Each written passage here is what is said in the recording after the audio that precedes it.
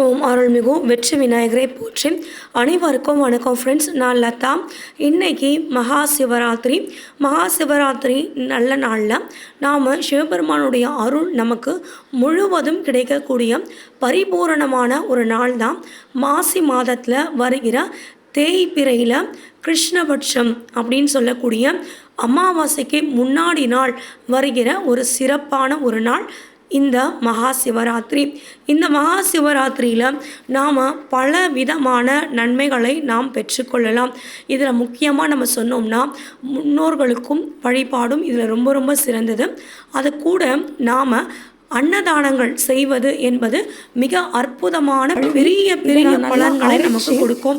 இந்த நாள் இந்த மகா சிவராத்திரி நமக்கு இந்த நம்ம புதன்கிழமை வந்திருக்கு.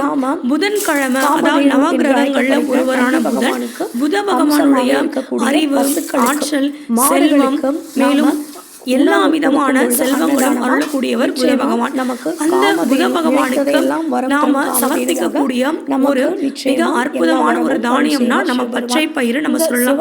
பச்சை பசுமை அப்படின்னாலே வளம் என்பதுதான் அர்த்தம்.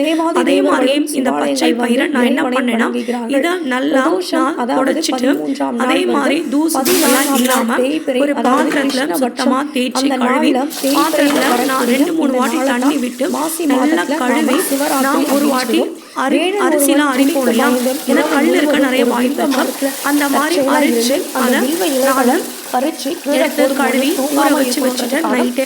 இப்போ நான் என்ன பண்ண போறேன்னா, நான் காலையில எங்க வீட்டாண்ட எப்பவுமே பசுமாடுகள் கூட்டங்களா வருவாங்க. நீங்களும் உண்மையாலுமே பசுக்களுக்கு தானம் அளிப்பது அப்படின்றது மகாலட்சுமியவே நீங்க சந்தோஷப்படுத்துற அளவுக்கு சமமா இருக்கும்.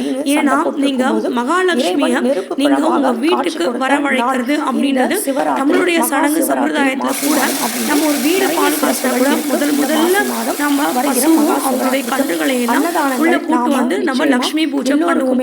அதே மாதிரிதான் எந்த ஒரு நல்ல விஷயமா இருந்தாலும் நீங்க பசுமாடுகளுக்கும் மாடுகளுக்கும் அன்னதானங்கள் முதல்ல நீங்க கொடுத்து அவங்கள நீங்க சந்தோஷப்படுத்தினாலே நிச்சயமா நீங்க கேட்கிற வரங்களும் உங்க தலைமுறையினரும் உங்க குடும்பமும் தொழிலும் எல்லாமே சுபிட்சமா இருக்கும் அப்படின்றதுதான் நம்பிக்கை.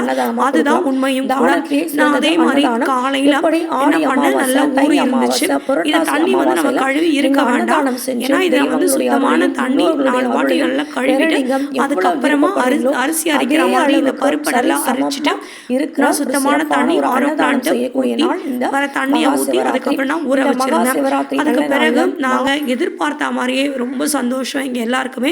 காலையில் லக்ஷ்மி எப்படி தான் எங்கள் வீட்டுக்கு நேராக வந்து நின்னாங்கன்னு எனக்கே தெரியல. நேராக வந்து நின்று குரலும் கொடுத்தாங்க. உடனே எனக்கு ரொம்ப சந்தோஷம். நாம் ஆத்மார்த்தமாக நம்ம ஒரு விஷயம் செஞ்சோன்னா அந்த விஷயம் வந்து நம்மளுக்கு எவ்வளோ ஒரு பெரிய நன்மைகளை கொடுக்குது அப்படின்றத இன்றைக்கி நான் பரிபூர்ணமாகவே உணர்ந்துட்டேன். ஏன்னா இரவு எனக்கு தூங்கிறதுக்கு நேரம் ஆச்சு. இதை செய்யலாமா வேணாமா அப்படின்ற ஒரு தடுமாற்றமும் இருந்துச்சு. ஏன்னா வேலை ரொம்ப அதிகம், நேரத்துக்கு நம்மளால் தூங்க முடியல, ரெஸ்ட் எடுக்க முடியல அப்படின்ற ஒரு கவலை இருந்துச்சு. இருந்தாலும் பரவாயில்ல, நாளைக்கு நம்ம மகா சிவராத்திரிக்கு நிச்சயமாக இதை நம்ம செய்யணும்னு சொல்லிட்டு முடியாமல் எழுந்து அந்த வேலை இருக்கிற வேலை கூட சேர்த்து இந்த வேலையை நான் செஞ்சுட்டு நைட்டு நான் தூங்க போனதே ரொம்ப ரொம்ப லேட்டு. காலையில் எழுந்து நான் கொஞ்சம் வேலையெல்லாம் முடிச்சுட்டு வந்து பார்த்தா மகாலட்சுமி நேராக வந்து நிற்கிறாங்க.